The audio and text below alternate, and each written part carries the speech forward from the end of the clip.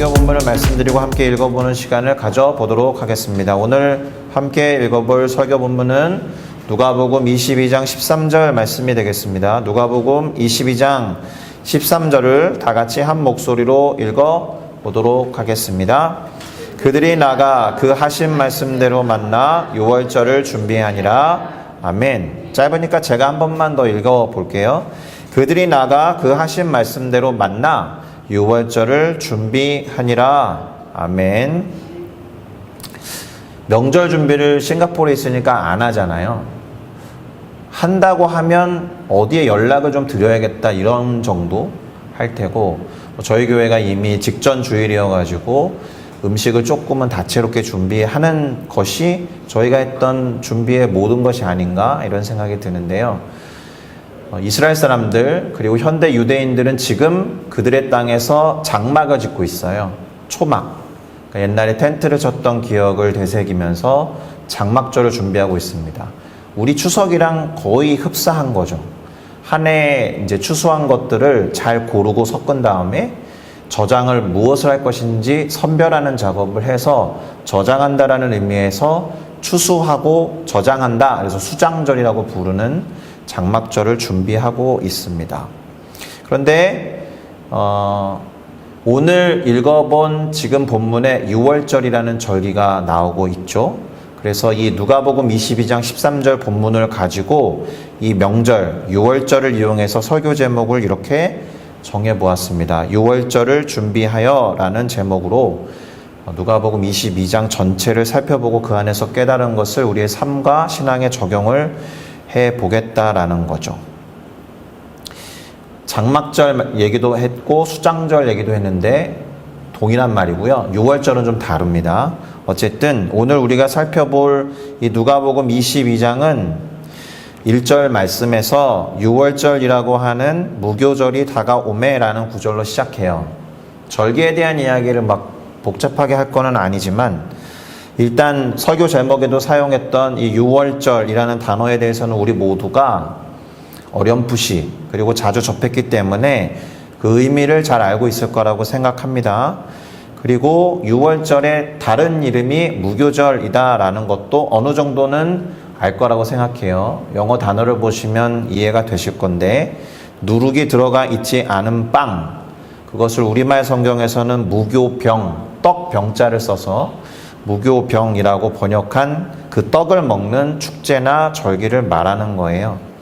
그래서 이따가 본문을 살피면서 유월절 또는 무교절의 유래를 설명을 해드릴 거긴 합니다. 그런데 그 전에 조금 더 본질적이고 근본적인 이야기를 꺼내 보도록 할 건데요. 성경에는 누군가 또는 어떤 것의 희생으로 인해서 구원을 얻는다거나 그 다음에 생명을 회복한다거나 또는 수치나 부끄러움을 해결하는 장면들이 제법 많이 기록되어 있습니다.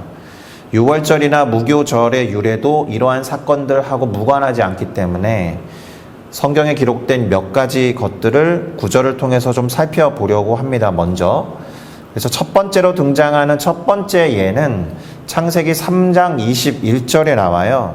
어떤 것이냐 하면 여호와 하나님이 아담과 그의 아내를 위하여 가죽 옷을 지어 입히시니라 라는 구절에서 하나님께서 죄, 그러니까 선악을 알게 하는 나무 열매를 따먹지 말라라는 말씀을 어기고 죄를 범한 아담과 그의 아내 하와를 위해서 가죽 옷을 지어 입혀주셨다라는 대목입니다.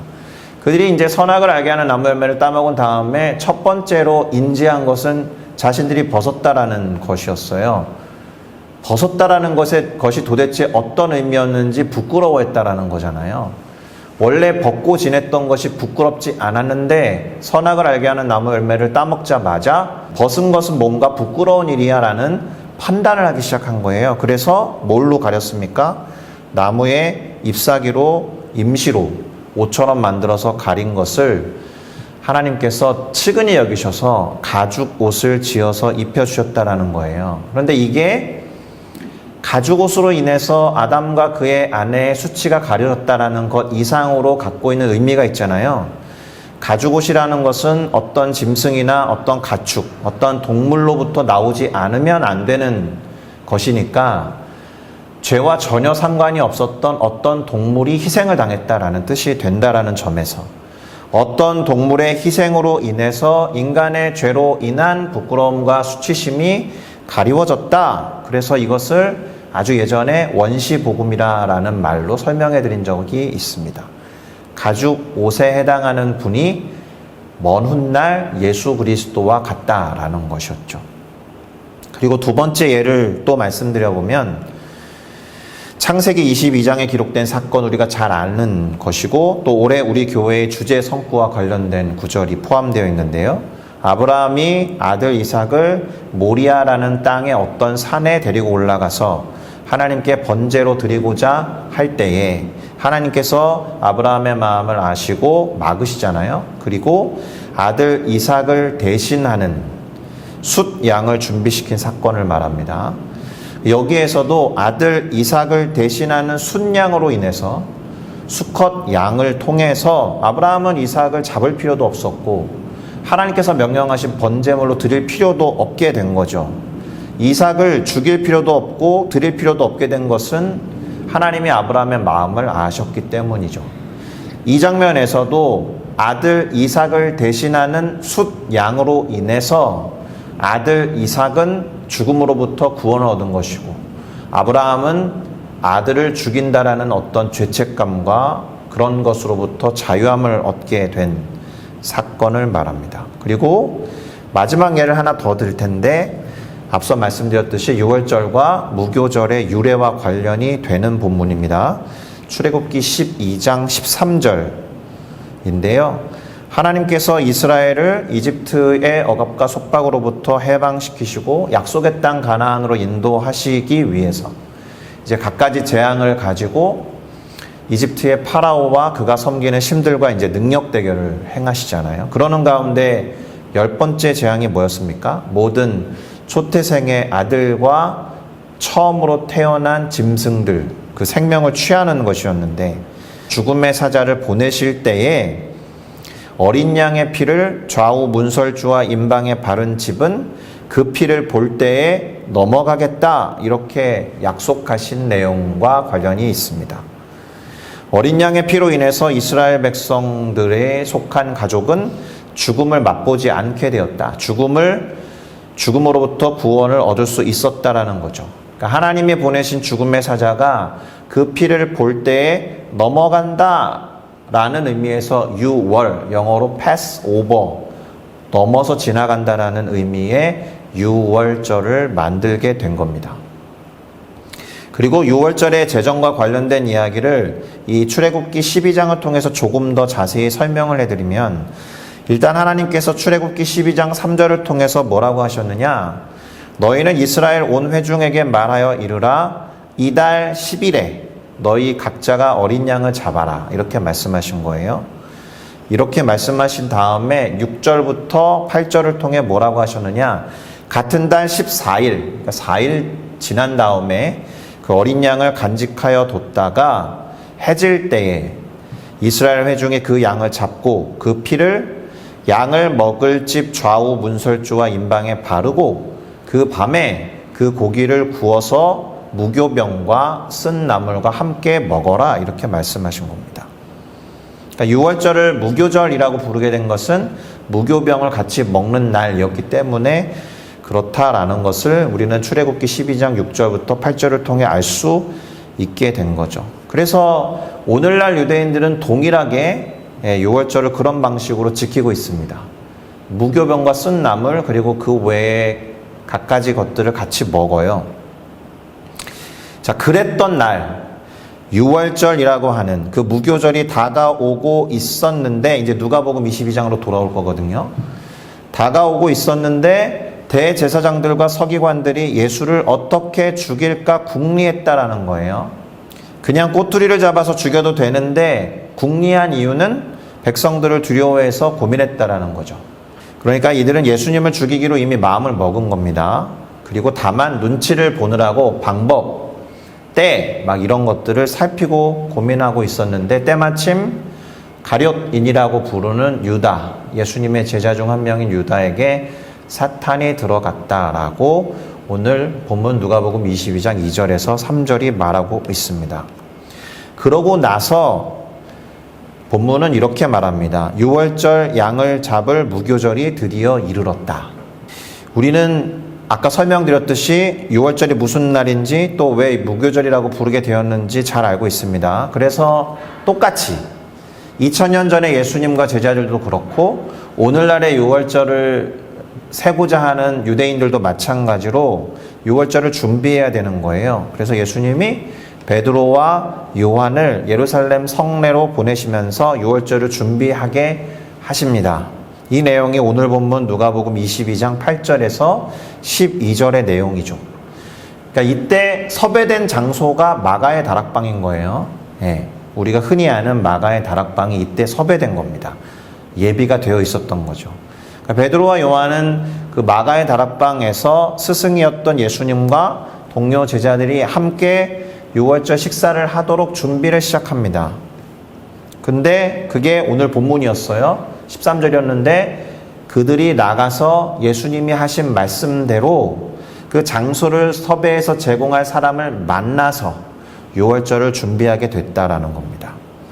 그리고 이어지는 이제 내용은 유월절을 준비하시고 준비된 만찬을 통해서 놀라운 장면이죠. 성만찬을 만들어서 제정하시고 이후에 제자들을 넘어서 우리들에게 이르기까지 예수님의 피와 살을 기념하게 하는 의식을 제정하셨다라는 거예요. 그리고 당신을 팔아넘길 제자에 대해서 언급하셨는데 그 와중에 정신을 못 차리는 제자들이 자기들 중에 누가 큰 자인지 논쟁하는 상황이 벌어져요. 근데 예수님의 놀라운 건 그 상황을 가르침을 줄 기회로 활용하셨다라는 거죠. 그래서 잡혀가시기 직전에 하셨던 마지막 가르침이 그 기회를 틈타서 제자들에게 주어집니다. 우선 지금 되게 대략적으로 말씀드렸던 내용들과 관련된 구절을 몇 개 살펴볼 건데요. 일단 첫 번째 성만찬과 관련해서는 누가복음 22장 19절과 20절이 기록합니다. 제가 읽어볼게요. 또 떡을 가져 감사기도 하시고 떼어 그들에게 주시며 이르시되 이것은 너희를 위하여 주는 내 몸이라 너희가 이를 행하여 나를 기념하라 하시고 저녁 먹은 후에 잔도 그와 같이 하여 이르시되 이 잔은 내 피로 세우는 새 언약이니 곧 너희를 위하여 붓는 것이라. 아멘. 일단 주목해 보아야 하는 단어는 피로 세우는 새 언약이다라는 거예요. 우리가 유월절에 유래가 되었던 구절을 살펴보면서 하나님이 모세와 이스라엘 백성에게 하신 말씀이 약속과 언약이었다는 것을 알죠. 어떤 내용이었습니까? 양의 피를 좌우 문설주와 임방에 바르면 이게 전제예요.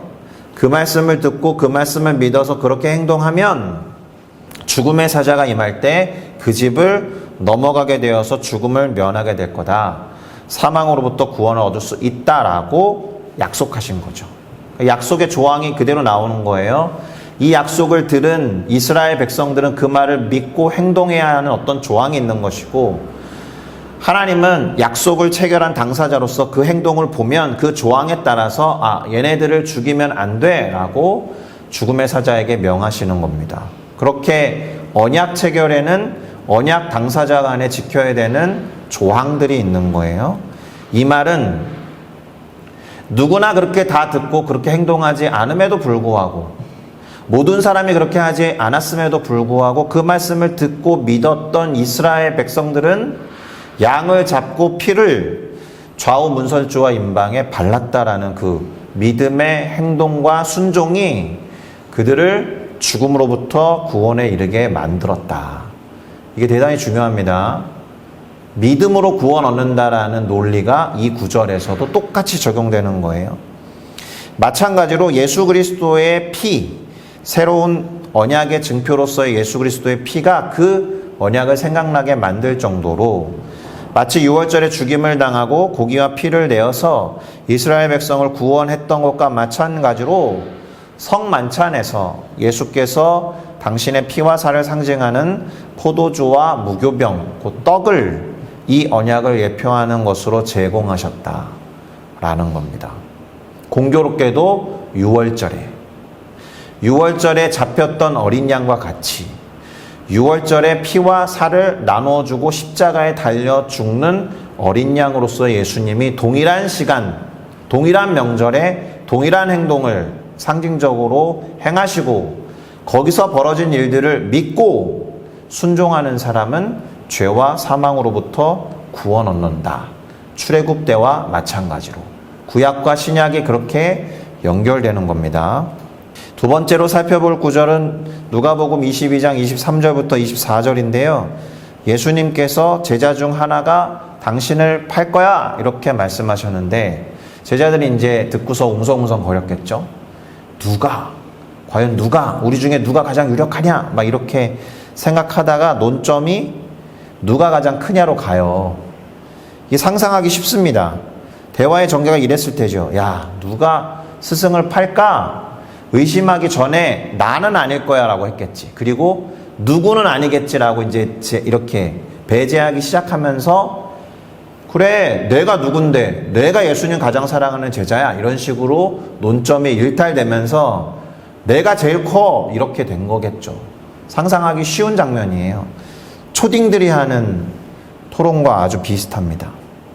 어처구니 없다고 하지만 사실 우리들 안에서도 쉽게 벌어질 수 있는, 흔하게 벌어질 수 있는 다툼과 논쟁 같은 거예요. 마치 초딩같이. 하나님 앞에서 우리 모두는 뭐 초딩이죠. 그런데 아까도 말씀드렸듯이 예수님이 놀라운 건 뭐예요? 이 초딩과 같은 논쟁의 순간에 가르침을 주시는 기회로 삼는다라는 거예요. 그 어떤 가르침을 주셨는지 그 이후의 구절 누가복음 22장 25절에서 30절을 읽어보겠습니다. 제가 읽을게요. 예수님께서 이르시되 이방인의 임금들은 그들을 주관하며 그 집권자들은 은인이라 칭함을 받으나 그러나 너희는 그렇지 않을 건데 너희 중에 큰 자는 젊은 자와 같고 다스리는 자는 섬기는 자와 같을지니라. 앉아서 먹는 자가 크냐 섬기는 자가 크냐? 앉아서 먹는 자가 크다. 그러나 나는 예수님은 섬기는 자로 너희 중에 있노라. 항상 서 있었다 이런 얘기죠. 너희는 나의 모든 시험 중에 항상 나와 함께한 자들이었기 때문에 내 아버지께서 나라를 내게 맡기신 것 같이 나도 너희에게 맡겨 너희로 내 나라에 있어 내 상에서 먹고 마시며 또는 보좌에 앉아서 이스라엘의 12지파를 다스리게 하려 하노라. 이렇게 말씀하신 겁니다. 가르침과 함께 그들이 누리게 될 혜택과 보상에 대해서도 언급하신 것이지만 중요한 건 뭐예요? 누구보다도 예수님 당신이 그렇게 섬기는 자로 제자들과 함께 있었듯이 너희가 12지파를 다스리게 될지라도 섬겨야 한다 이런 이야기입니다. 물론 뭐 저기서 말하는 이스라엘 12지파는 물리적인 개념이 아니고 영적인 의미에서 모든 영혼들을 다스리게 될 것에 대해서 말씀하신 겁니다. 예수님의 나라에 함께 있게 됨은 물론이요 상에서 함께 먹고 마시게 될 것, 마치 완전히 회복될 6월절 만찬을 천국에서 같이 하게 될 거야 이렇게 말씀하신 거죠. 그러나 주의할 것이 뭐라고요? 가장 중요한 것은 다스림의 방법이 섬김이 될 거다라는 말씀이었습니다. 왜냐하면 내가 그렇게 했듯이 섬기는 자와 같아야 할 것이다 라고 가르침을 주셨기 때문에 그렇죠. 한 방에 숙연해졌을 거예요. 누가 크냐 이러고 있었는데 정말 큰 사람은 섬기게 될 것이다. 섬김으로 다스리는 자가 되어라. 다스리는 방법이 섬김이다 이렇게 말씀하신 겁니다. 섬김으로 다스리다라는 책도 있습니다. 한때 그 섬김의 리더십에 대해서 뭐 서번트 리더십이나 이런 개념이 유행했던 적도 있습니다. 리더십을 공부하셨던 분들에 의해서 확실히 붙잡아야 할 말씀은 섬김으로 다스리는 자가 되어야 한다. 그리고 이어졌던 내용은 베드로에 관한 겁니다. 많은 제자들이 베드로를 인정했을 것 같아요. 야, 그래도 베드로가 우리 중에선 가장 수제자지. 베드로가 그래도 막 믿음으로 고백하고 선포도 했잖아. 이랬을 텐데 역으로 예수님은 베드로에 대한 말씀을 하십니다. 핵심은 이거죠. 22장 33절에서 34절인데 그가 말하되 주여 내가 주와 함께 오게도 가고 죽는 데에도 가기를 각오했습니다. 이렇게 말했지만 예수님께서 뭐라고 하셨습니까? 베드로야 내가 너에게 말하노니 오늘 닭 울기 전에 네가 3번 나를 모른다고 부인하게 될 거야. 이렇게 말씀하셨습니다. 우리는 지금 이 대화가 해가 진 다음에 시작했다라는 것을 기억해야 돼요. 그 창세기 1장부터 하나님께서 천지창조를 행하실 때 저녁이 되고 아침이 되니 이는 첫째 날이니라 라는 이 구절 때문에 유대인들의 하루는 해 진 다음에 시작해요. 저녁이 되며 아침이 되니, 그러니까 사실은 목요일 해가 진 순간부터 금요일인 거예요. 그러니까 목요일 해가 진 다음에 지금 최후의 만찬이 배설됐고 뭐 발도 닦아주셨고 이런 가르침을 주셨는데 밤부터 해가 돋기 전 새벽까지 다 굴기 전에 베드로가 밤새 3번 부인한다는 얘기를 하신 겁니다. 목요일 밤에 그렇게 말씀하시고 감람산에 가셔요. 기도를 하십니다. 그리고 이제 잡혀가게 되시면 온갖 고초를 다 겪으시게 될 텐데 베드로는 그 와중에 그 밤과 새벽 사이에 예수님을 3번 부인하게 된다. 예수님도 그 모든 과정에 괴로우실 거예요. 당신 스스로가 유월절 어린 양이 되어서 모든 인류를 죄와 사망으로부터 구원할 대속물이 되기 위해서 친히 마음으로 다짐도 하고 각오하고 유월절을 준비하셨음에도 불구하고 그 길을 가는 것이 참으로 힘들고 괴로우셨을 거예요. 그래서 다음과 같은 기도를 하시고 몸부림치는 것을 볼 수 있죠. 누가복음 22장 42절에서 44절을 함께 읽어보겠습니다. 이르시되 아버지여 만일 아버지의 뜻이거든 이 잔을 내게서 옮기시옵소서. 그러나 내 원대로 마시옵고 아버지의 원대로 되기를 원하나이다 하시니 천사가 하늘로부터 예수께 나타나 힘을 더하더라. 예수께서 힘쓰고 애써 더욱 간절히 기도하시니 땀이 땅에 떨어지는 핏방울 같이 되더라. 아주 유명한 구절이죠. 이 구절 가지고 기도에 대해서 가르칠 만한 게 있죠. 우리가 원하는 것을 하나님께 열심히 구하고 간구하되 마지막은 예수님처럼 아버지의 뜻대로 되기를 원합니다라고 기도에 대한 교훈을 얻을 수도 있는 본문이지만 오늘의 관심은 이 잔에 있습니다. 이 잔이 무엇인가 그것을 생각해 볼 필요가 있어요. 스스로 유월절 제물이 되셔서 모든 인류의 죄를 구속하시고 죄와 사망으로부터 구원에 이르게 하는 유월절 어린 양이 된 그것을 잔으로 표현하셨다라는 거잖아요. 근데 이미 우리는 최후의 만찬을 통해서 잔의 개념을 알고 있죠. 예수님께서 당신의 피를 상징하는 포도주를 나눠주셨잖아요.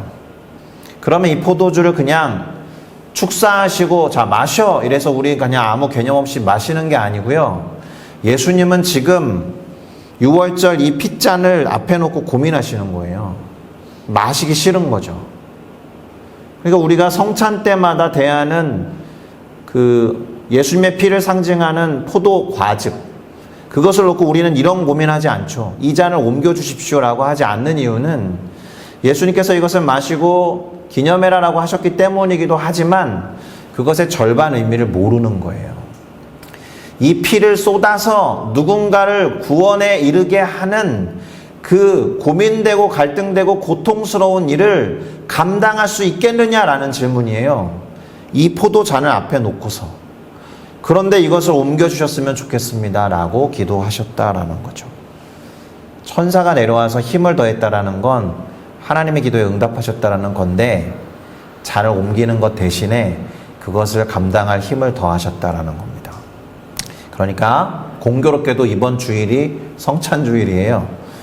이번 주만큼은 아니요 앞으로 쭉 지속되는 우리 교단은 한 달에 한 번씩 하니까 그때마다 접하는 이 포도 과즙을 그냥 마실 것이 아니라 예수님께서 몸부림치면서 고민하신 잔이었다라고 생각하고 접하는 진지함이 필요하다라는 겁니다. 자, 그렇게 예수님께서 제정하신 성만찬을 대했던 베드로였지만 예수님이 잡혀가신 뒤에는 차마 전면에 나서서 막지도 못하고 물론 칼을 함부로 휘두르긴 했지만 예수님을 보호하거나 그를 옹호하거나 앞장서지 못하면서 그 뒤를 이제 졸졸 따라가는데 티나지 않게 그 와중에 예수님의 말씀과 같이 3번 예수님을 부인하게 됩니다. 그 장면을 기록한 누가복음 22장 61절에서 62절을 읽어볼게요. 이건 제가 읽겠습니다. 주께서 돌이켜 베드로를 보시니. 저는 이 구절을 넘어갈 수가 없었어요. 이걸 보신 거예요. 베드로가 주의 말씀 곧 오늘 닭 울기 전에 네가 3번 나를 부인하리라 하심이 생각나서 베드로가 밖에 나가서 심히 통곡하니라. 이렇게 된 거죠. 어쩌면 눈이 마주쳤을 수도 있습니다. 지금 당장 부인했는데 닭이 바로 울었고 눈을 들어보니까 예수님이랑 눈을 마주치게 됐을 수도 있어요. 사실은 이 장면을 바라보시면서 눈물을 흘리셔야 됐던 분은 예수님일 텐데 베드로는 그 말씀이 생각나서 예수님이 잡혀 계셨던 그 대제사장의 집들을 벗어나서 심히 통곡하면서 울게 됩니다. 예수님이 감당하시기 정말 힘들었던 고통과 고초 중에 제 개인적인 생각인데요. 이 장면이 가장 힘들으셨을 것 같아요. 뭐 채찍에 맞고 침뱉음 당하고 비난 당하고 조소 당하고 비웃음 당해도 제자가 부인하는 것을 보고 듣는 것만큼 괴로운 일이 있었을까라는 생각이 듭니다. 주께서 돌이켜 베드로를 보시니. 자, 그렇게 예수님은 각종 고통을 감내하세요. 말씀드렸듯이 침뱉음, 비난, 비웃음을 감당하십니다. 그리고 당시 유대인들의 자치 조직 중에서 가장 권위가 있었던 의회 역할을 했던 것이 산헤드린 공의회인데 산헤드린 공회에서 이제 신문을 받습니다. 그러니까는 이 누가복음 22장을 시작할 때 대제사장들과 서기관들이 예수를 죽이고자 했다 그랬잖아요. 이제 죽일 명분을 찾고자 예수님께 질문을 던져요. 그리고 그 질문의 정점에는 다음과 같은 내용과 예수님의 대답이 기록되어 있는데 누가복음 22장 70절에서 71절 마지막 두 구절입니다. 제가 읽어볼게요. 다 이르되 그러면 네가 하나님의 아들이냐? 대답하시되 너희들이 내가 그라고 말하고 있느니라. 그들이 이르되 어찌 더 증거를 요구할까? 우리가 친히 그의 입에서 들었으니 이제 죽여도 되겠다. 이렇게 되는 거죠. 자, 그냥 읽으면 안 돼요. 예수님은 지금 기꺼이 죽음을 선택하신 거예요. 그렇죠? 지금 이 순간에 어떻게 대답하느냐에 따라서 죽음에 이르지 않을 수 있거든요. 그 사이비 이단 교주들이 그렇게 했잖아요. 법정에 잡혀가가지고 나는 메시아나 구세주나 하나님이라고 한 적이 없다. 그렇게 발뺌하는 식으로 예수님도 그렇게 자기를 부인하셨으면 베드로가 예수님을 부인했듯이 예수님도 당신을 부인했으면 죽음을 맛보지 않을 수 있는 상황이었다라는 거예요. 여기까지가 누가복음 22장 전체 내용이었어요. 아주 그냥 러프하게 달려왔는데 오늘의 메시지를 확실하게 말씀드리고 설교를 마무리하는 작업을 해볼게요. 사실 오늘 누가복음 22장의 핵심은 무엇이었느냐?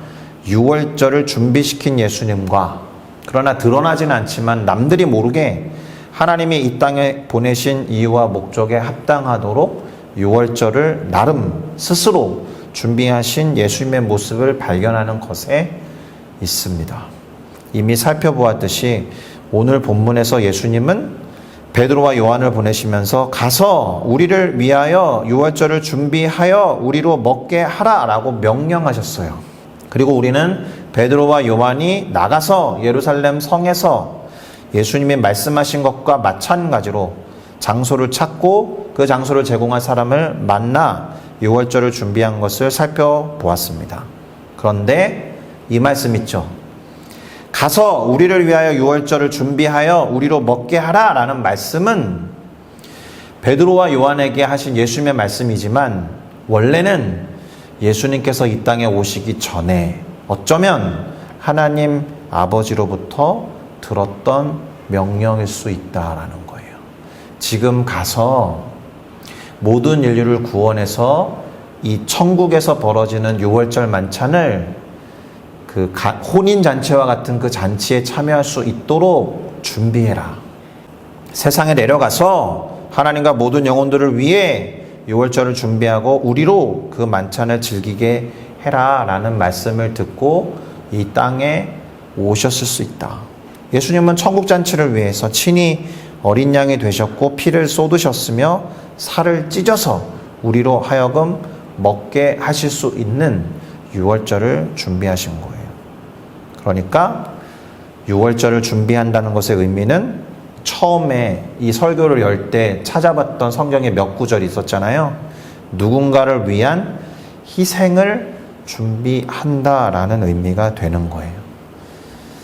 아주 간단하게는 베드로와 요한이 예수님과 다른 제자들을 위해서 먼저 가서 장소를 찾고 음식을 준비하는 헌신 또는 희생과 같은 것일 수 있겠지만, 그러나 가장 궁극적으로는 성만찬을 제정하시고 당신의 피와 살을 내어주신 예수님처럼, 그러니까 영혼을 구원함에 이르는 유월절 어린 양이 되셔서 하나님께 희생 제물로 드려지기 위한 준비, 그것이 유월절을 준비한다는 것의 의미였다라는 겁니다. 할렐루야.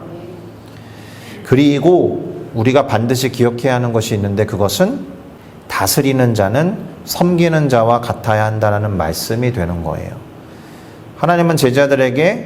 예수님은 제자들에게 너희로 내 나라에 있어 내 상에서 먹고 마시게 될 거라고 하셨어요. 그리고 당신이 친히 준비하신 하나님 아버지와 나눌 수 있는 상차림을 제자들이 누리게 될 거다라고 말씀하신 거죠. 게다가 보좌에 앉아서 이스라엘의 12지파, 곧 모든 영적인 이스라엘 백성들을 다스리게 하려 한다고 하셨으니까, 당신이 그렇게 하셨듯이 섬김으로 니네도 다스리는 자가 되어야 한다라는 가르침을 주셨다. 이 말씀을 꼭 기억해야 하는 겁니다. 할렐루야.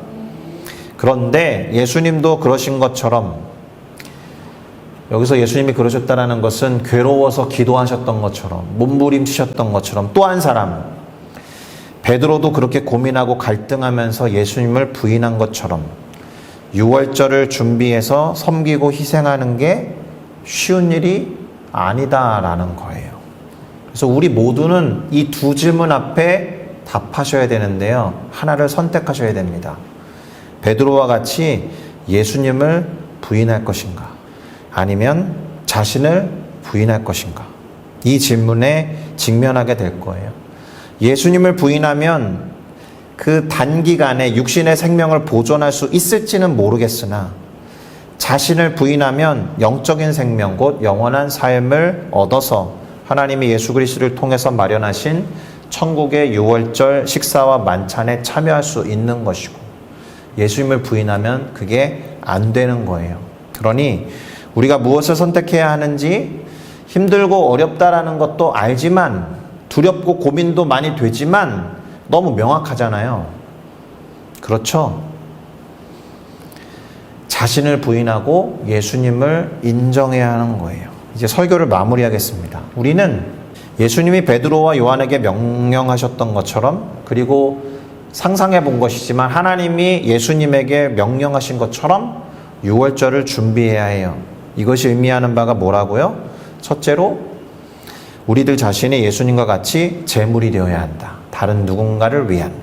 로마서 12장 1절에서 2절, 우리가 잘 아는 그 유명한 구절이 말하는 것과 같이 하나님이 받으실 만한 산 제물로 우리의 삶을 드려야 하는 거죠. 하나님의 선하시고 온전하시고 기뻐하시는 뜻이 무엇인지 분별하고, 그러기 위해서 마음을 새롭게 함으로 변화를 받아야 하는 것이 첫 번째, 드려지기 위해서.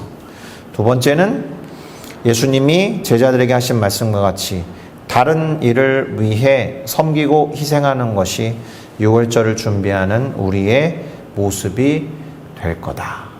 쉽지 않아요. 예수님도 잘 알고 계셨어요. 베드로가 당신을 부인하는 것을 보고 계셨던 것처럼 그분이 우리를 보고 계세요. 힘들어하고 고민하면서 갈등한다는 거 알고 계세요. 이것이 우리에게 힘과 위로가 될 줄로 믿습니다. 답은 너무 명백해요. 자기를 부인할 것인가, 아니면 주님을 부인할 것인가. 바라기는 나를 부인하고 나에게 주어진 십자가를 짊어지고 예수님과 같이 유월절 어린 양이 되어서 누군가를 위해서 희생하고 그를 섬기는 우리 모두가 되어야 할 것입니다. 할렐루야. 그렇게 결단하고 다짐하면서 그런 삶을 살아가도록 성령이 필요하겠죠. 예수님이 몸부림치고 기도했더니 천사가 힘을 더했던 것처럼 주님의 영이 우리 가운데 함께 하셔서 임재하는 가운데 우리에게 능력으로 충만하게 하시면 쉽지 않은 그 일을 우리가 감당할 수 있겠다. 그런 우리 모두가 되기를 그리스도 예수 안에서 축복하고 축원합니다. 할렐루야. 기도하시겠습니다.